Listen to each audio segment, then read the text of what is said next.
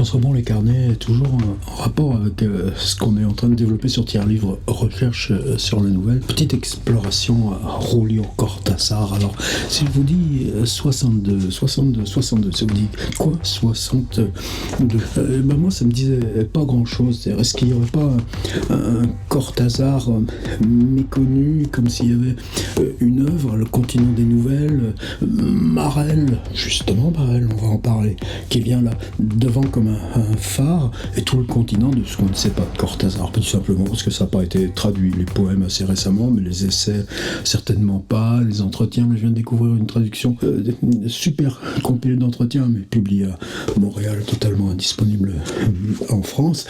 Et puis 62. Alors moi, 62, on était au cimetière du Montparnasse, on venait justement là de s'arrêter sur la tombe de Julio Cortázar et Carole Dunley. Et j'étais avec un ami peintre, photographe à Rurik Dmitrienko. Oh là là, on se connaît depuis la Villa Médicée si longtemps. On venait justement en cimetière Montparnasse pour un projet qu'on a ensemble sur Baudelaire. Alors, pareil, ça prend du temps, je peux pas trop m'y mettre comme je voudrais, mais ça suit son cours. Et là, sur la tombe de Cortázar, Rurik, moi je voulais l'emmener voir Tarkos. Or, comment ça marchait? Il s'arrête là, en plein rond-point. Il me dit, mais tu sais, Cortázar, on s'est parlé. Ah bon, t'as rencontré Cortázar, toi? Oui, il me dit, c'était même un peu embêtant, parce que moi je lui dis, Julio Cortázar, on discutait de bêtises, c'était ultra sympathique. Il dit, moi, je sais qui vous êtes, mais j'ai pas lu vos livres. Et Cortázar, qu'est-ce que ça peut faire? Alors voilà, ça c'était Ulrich.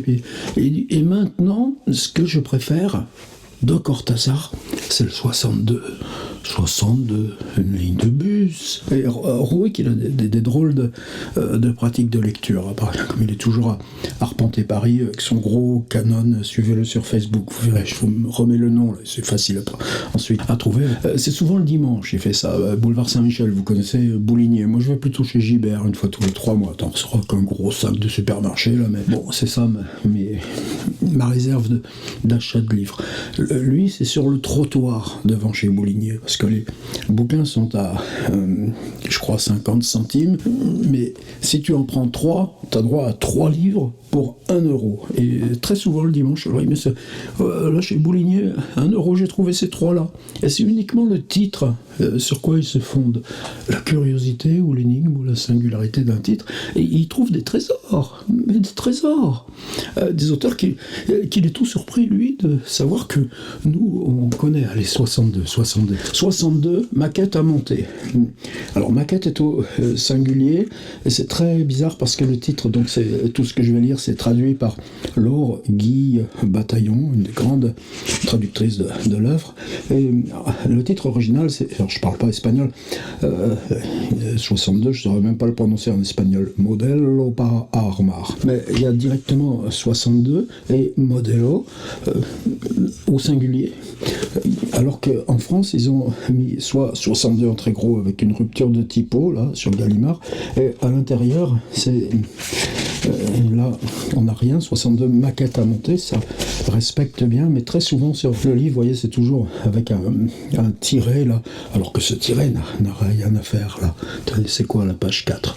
Comme dans son précédent roman, Marel, donc on est juste après le légendaire Marel, l'auteur invite ici le lecteur à participer au grand jeu de la création littéraire en faisant son propre montage des éléments du récit, comme si chaque personnage, chaque destin était la pièce d'un immense mécano humain. Chacun pourra ainsi composer le livre qu'il aura choisi de lire.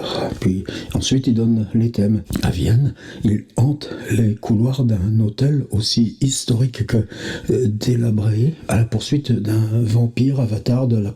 Ça, je vous en dirai une page de l'hôtel. À Londres, ce qui fait peut-être la principale trame, sous la trame d'ailleurs de l'écriture, juste en auto-réflexion, il se joue des très sophistiqués membres de la Société des Névrosés Anonymes, en leur faisant croire que certains tableaux inconnus du British Museum, et aussi là le Courtauld, possèdent des qualités secrètes, etc. Dans la banlieue parisienne, une municipalité curiosité bien pensante découvre que la statue de Vercingétorix commandée à l'un de ses plaisantins ressemble, à force d'abstraction, à un phallus géant. Bon, il s'amuse. Mais, et puis, directement, troisième élément, en contrepoint, donc justement, là, cette strate qui joue en permanence sur l'écriture. Vous allez voir, le livre commence par exactement comme ce que je vous disais de Rurik chez Boulinier. Pourquoi étais-je entré au Polydor ? Pourquoi, si on allait par là, avais-je acheté un livre que je ne lirais probablement jamais ?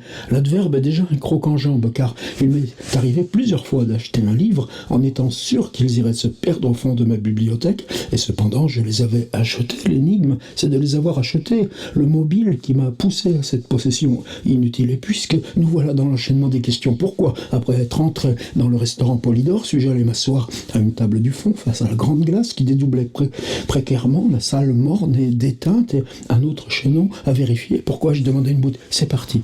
Mais c'est parti par l'idée d'un livre acheté là, par hasard.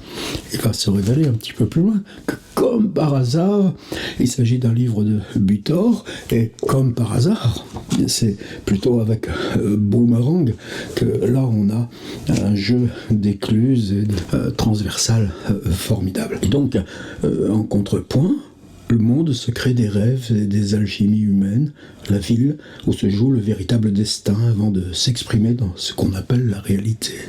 Oui, il a bien dit, le monde secret des rêves et des alchimies humaines, la ville où se joue le véritable destin avant de s'exprimer dans ce qu'on appelle la réalité. Et je vais vous lire un extrait là de cette ville qui fait le dessous. Le titre de ce roman fait référence au chapitre 62 de Marel, où l'auteur... Alors, chapitre 62 de Marel, attrapez Marel là au-dessus de vous, vous l'avez chez vous. Vous savez que Marel, c'est composé bizarrement. On a une première suite de chapitres qui s'appelle « De l'autre côté ». Alors évidemment, Cortázar, lui, il est en Europe, mais quand vous lisez justement les entretiens qu'il donne en espagnol, le fait d'être de l'autre côté en Europe, ça, quelque chose structure très, très fortement. Or, de l'autre côté, c'est là où il trouve son matériau. Là, Londres, Vienne, Paris.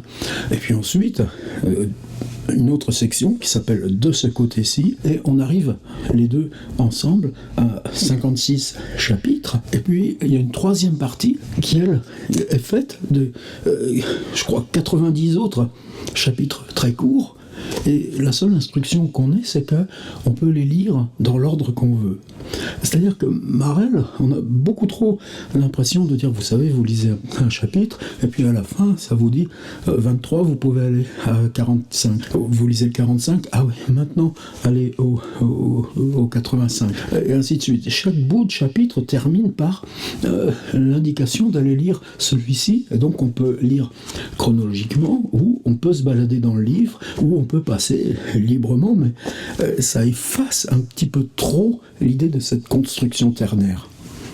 L'autre côté, de ce côté-ci, qui vient après, et ensuite, ces chapitres, il dit même, dont on peut se passer.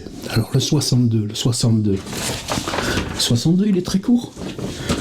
Je l'ai imprimé, ça tient sur une feuille A4. À une certaine époque, Morelli avait imaginé un livre qui en resta à l'état de notes détachées. Un livre qui en reste à l'état de notes détachées. Celle qui résume le mieux l'ouvrage est la suivante.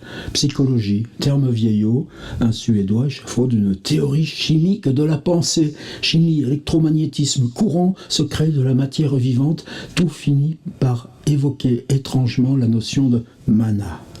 Ainsi, en marge des attitudes sociales, on pourrait soupçonner l'interaction, donc on rêve d'un livre. L'interaction d'une autre nature, une partie de billard que certains individus suscitent ou subissent, un drame sans Oedipe, sans Rastignac, sans Phèdre, évacue la notion de héros. Qu'est-ce qui te reste de la littérature ? Drame impersonnel, dans la mesure où la conscience et les passions des personnages ne se trouvent engagées qu'à posteriori. Et si je vais plus loin, si j'écrivais ce livre, les manières d'être courantes, y compris les plus insolites, qui sont leur catégorie de luxe, seraient inexplicables avec les notions psychologiques en usage. Les personnages paraîtraient fous ou complètement idiots. non parce qu'il se révélerait incapable des actions et réactions courantes, amour, jalousie, pitié, ainsi de suite, mais parce qu'en eux, un peu de ce que l'homo sapiens possède au stade subliminal se frayerait péniblement un chemin comme si un troisième œil sciait péniblement sous l'os frontal. Et troisième œil, c'est aussi le titre d'une nouvelle de Cortázar. Et ça, on va aller se faire un petit tour, peut-être dès demain. Tout serait comme une inquiétude, cette phrase. Tout serait comme une inquiétude, un tourment, un déracinement continuel, un territoire. Donc tu rêves d'un livre, et voilà, le livre dont tu rêves.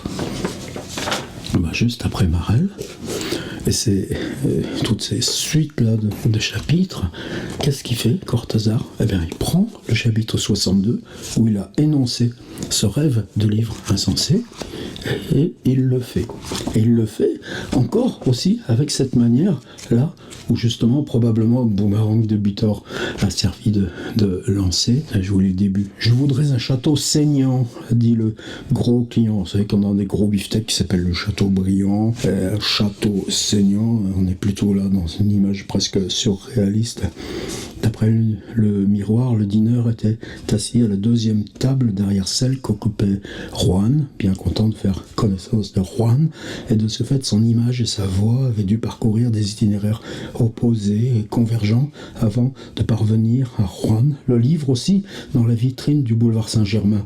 Un brusque saut en avant de la couverture blanche NRF, une venue vers Juan, comme auparavant, l'image d'Hélène, qui va être aussi un des éléments de la trame. Et maintenant, la phrase du gros client qui demandait un château saignant, et également le fait d'être allé s'asseoir docilement à cette table absurde du restaurant Polydor en tournant le dos à tout le monde. Vous voyez, on est parti là de ce premier paragraphe que je vous ai lu, et on est redescendu dans une espèce de cercle où on l'élargit. Alors où on est, il le précise, encore un autre cercle. Juste 3 pages plus loin, le Cluny, le soir. Et moi aussi, je suis allé si souvent au Cluny, même si maintenant ce quartier, ça a bien baissé. Le Cluny, le soir, le territoire commun d'une table de café, mais aussi un lit ou un wagon-lit ou une auto qui va de Venise à Mantoue. Le déplacement, la nuit. C'est que Cortázar avait une caméra Super 8 et il filmait que des scènes de nuit. La zone à la fois omniprésente et délimitée, l'image de tous, à la fois de... Alors les personnages, Marast et Nicole, Célia, Monsieur Oclus et Frau Martha. La zone qui participe à la fois de la ville et de la zone elle-même, c'est un artifice de mots où les choses arrivent avec autant de force que dans la vie de chacun d'eux. Alors, si vous avez envie de vous perdre là, dans cette injonction, c'est-à-dire la zone qui participe à la fois de la ville et de la zone elle-même, c'est un artifice de mots où les choses arrivent avec autant de force que dans la vie de chacun d'eux. Si cet artifice de mots vous convient, partez dans 62. Si ça ne vous convient pas, c'est pas trop la peine. Je vais vous lire un petit peu de l'hôtel de Vienne, et puis après on reviendra à cette idée de ville.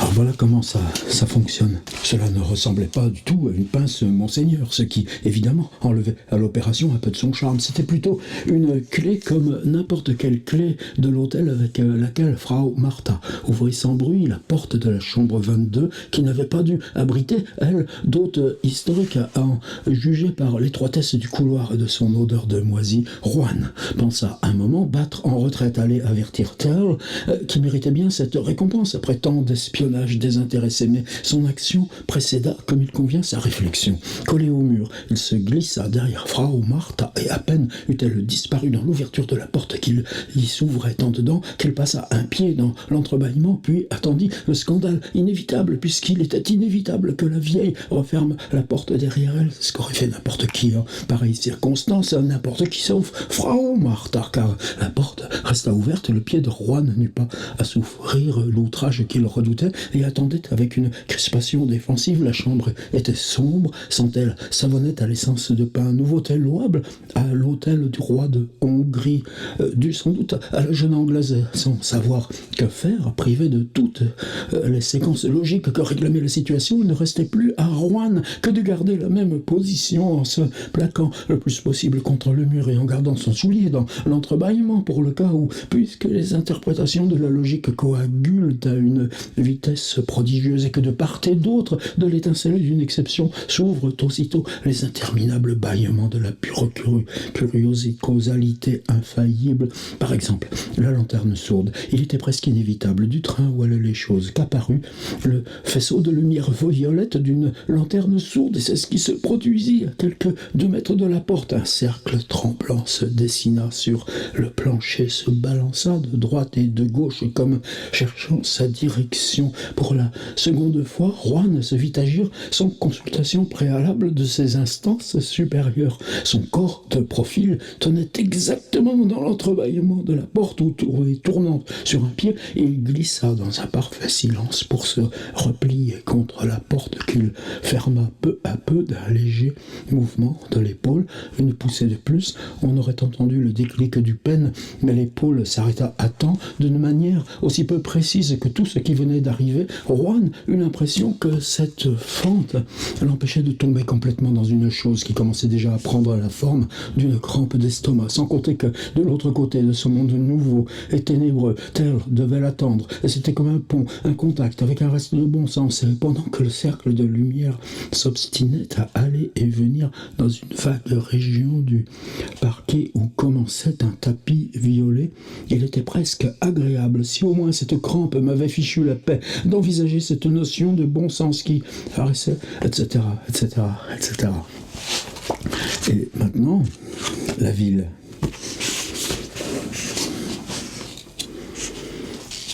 J'entre de nuit dans ma ville. Je descends à ma ville, où l'on m'attend, où l'on m'évite, où je dois fuir. Un rendez-vous abominable, une chose qui n'a plus de nom. Un rendez-vous avec des doigts, des morceaux de chair dans une armoire. Avec une douche que je ne trouve pas. Dans ma ville, il y a des douches, il y a un canal qui coupe la ville en son milieu, et d'énormes navires sans mât passent dans un silence intolérable vers un destin que je connais mais que j'oublie à mon retour, vers un destin qui abolit ma ville, où personne ne s'embarque, où l'on vit pour demeurer, bien que les bateaux y passent et que parfois sur le pont lisse il y a quelqu'un qui nous regarde. J'entre dans ma ville sans savoir comment. Parfois, en d'autres nuits, je débouche dans des rues, dans des maisons, et je sais que ce n'est pas ma ville. Ma ville, je la reconnais à une attente, à mes sens, aux aguets, à quelque chose qui n'est pas encore la peur, mais qui en a la forme et le chien. Lorsque c'est ma ville, je sais qu'il y aura d'abord le marché sous les arcades, les boutiques de fruits et légumes, les rails luisants d'un tramway qui se perdent au loin. Un endroit où j'ai été jeune, mais pas dans ma ville. Un quartier du Once à Buenos Aires, une odeur de collège, aux murs tranquilles et un blanc cénotaphe. La rue du 24 novembre, peut-être, où il n'y a pas de cénotaphe, mais qui est dans ma ville quand vient son heure et sa nuit. J'entre dans le marché qui condense le relent d'un présage comme indifférent, menace bienveillante. Et le regard des marchandes me somme de continuer. Elles plantent en moi ce désir parvenir où il est nécessaire. Et pourriture, la pourriture est la clé secrète de ma ville. Une industrie fécale de jasmin, de cire. La rue qui serpente, qui me mène à la rencontre de cette chose que je ne connais pas. Le visage des poissonnières, leurs yeux qui ne regardent pas, et c'est l'endroit, l'hôtel, celui de ce soir, car il change selon les jours. Ma ville est faite d'infinis hôtels, toujours le même. Véranda tropicale, volée de bambous et vagues moustiquaires dans une odeur de cannelle et de safran. Pièces en enfilade, tapisseries claires et fauteuils de rotin. Et les ventilateurs sous les plafonds vieux roses. Et les portes qui n'ouvrent sur rien, qui ouvrent sur d'autres pièces où il y a des ventilateurs et d'autres portes. Chaînons secret du rendez-vous et il faut entrer et avancer dans l'hôtel désert et parfois on trouve un ascenseur. Et il y a tant d'ascenseurs dans ma ville. Il y a presque toujours un ascenseur où la peur commence à se coaguler, mais le plus souvent ils sont vides. Et quand ils sont vides, c'est pire. Il me faut monter interminablement jusqu'à ce qu'enfin ils s'arrêtent et se mettent à se déplacer horizontalement dans ma ville. Les ascenseurs, comme des cages de verre, avancent en zigzag, traversent des ponts couverts entre deux immeubles, et la ville s'ouvre en dessous et le vertige augmente. Les ascenseurs, comme des cages de verre, avancent en zigzag, traversent des ponts couverts entre deux immeubles, et la ville s'ouvre en dessous et le vertige augmente, parce que j'entrerai de nouveau dans l'hôtel ou dans les couloirs inhabités d'un endroit qui n'est déjà plus l'hôtel, la demeure infinie où mènent tous les ascenseurs et toutes les portes, tous les couloirs. Et il faut sortir de l'ascenseur et chercher une douche ou des cabinets, comme ça, sans raison apparente, parce que le rendez-vous est une salle de douche et des cabinets, et ce n'est pas le rendez-vous. Chercher le bonheur en slip avec un savon et un peigne, mais toujours sans serviette. Il faut trouver la serviette et le cabinet. Ma ville est d'innombrables cabinets, tous sales, sans verrou, avec des judas qui s'entr'ouvrent en pestant l'ammoniaque, et les douches, elles sont toutes dans une immense pièce au sol crasseux, avec des gens qui circulent et qui n'ont pas de visage, mais qui sont là, dans les douches, emplissant les cabinets et douches. Ensemble, je veux me laver, mais il n'y a pas de serviette, il n'y a rien, ou poser le peigne de savon, ou accrocher ses habits, parce que parfois, je suis habillé dans ma ville, et après m'être douché, j'irai au rendez-vous, j'irai par la rue des hauts trottoirs, une rue qui existe dans ma ville et qui va se perdre dans la campagne, en m'éloignant du canal et des tramways, le long de ces trottoirs boiteux de briques usées, ces touffes d'herbe, ces mauvaises rencontres, ces chevaux fantômes et ces relents de malheur. Alors je marcherai à travers la ville et je reviendrai à l'hôtel, ou bien de l'hôtel, je gagnerai la zone des cabinets suintant d'urine et d'excréments, ou bien encore, je serai avec toi, mon amour, parce que je suis parfois descendu avec toi dans ma ville, et dans un tramway bondé de gens inconnus, sans visage, j'ai compris que l'abomination se rapprochait, que le chien allait se produire, et j'ai voulu te tenir serré contre moi, te protéger de la peur, mais tant de corps nous séparaient, et quand tu fus forcé de descendre dans un remous confus, je n'ai pas pu te suivre. J'ai lutté contre la gomme molle des visages et des vêtements, contre un receveur impassible, les sonneries et la vitesse. Enfin, j'ai pu sauter un coin de rue et je suis seul sur une place au crépuscule.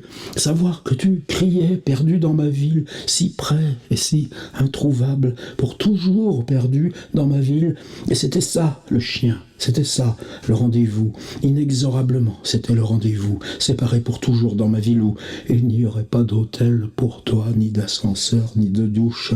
L'horreur d'être seul tandis que quelqu'un s'approcherait de toi sans rien dire et appuierait un doigt pâle sur ta bouche. Ou la variante, regardez ma ville du haut du pont, du navire sans mât qui traverse le canal, un silence d'araignée et un glissement suspendu vers une destination que nous n'atteindrons pas, parce que brusquement, il n'y a plus de bateaux, il n'y a plus que des gares et des trains qu'il ne fallait pas prendre, les valises perdues, les voies innombrables, et les trains immobiles qui brusquement démarrent, et ce n'est plus le bon quai. Il faut traverser les voies pour trouver le train, les valises sont perdues, et personne ne sait rien, tout n'est qu'odeur de goudron et uniforme de contrôleurs impassibles. Enfin, grimper dans ce wagon qui va partir et parcourir un train qui n'en finit pas, où les gens entassés dorment dans des chambres aux meubles vieux et passés, aux rideaux sombres dans une haleine de bière et de poussière. Et il faudra aller jusqu'au bout du train parce qu'il faut se retrouver sans qu'on sache qui. Le rendez-vous était avec quelqu'un, on ne sait pas, on a perdu les valises. Et toi, de temps en temps, tu es aussi dans la gare, mais ton train est un autre train, ton chien, un autre chien. Nous ne nous rencontrerons pas, mon amour. Je te perdrais de nouveau dans le tramway ou dans le train en slip. Je courrais parmi des gens entassés et dormant dans les compartiments où une lumière violette aveugle les tentures poussiéreuses, les rideaux qui cachent ma ville. Julio Cortázar, 62, maquette à monter. Extension d'un livre imaginé au chapitre 62 de Marel, parce que dans un bistrot, on s'assoit, qu'on ouvre le livre acheté un peu plus tôt boulevard Saint-Germain sur un coup de tête, que c'est Boomerang de Michel Butor, et qu'on se retrouve là, dans des conspirations, dans des musées à Londres où un tableau révélerait un détail inconnu, ou bien un hôtel à Vienne qui se révèle tout un monde là de fantômes à chambres infinies.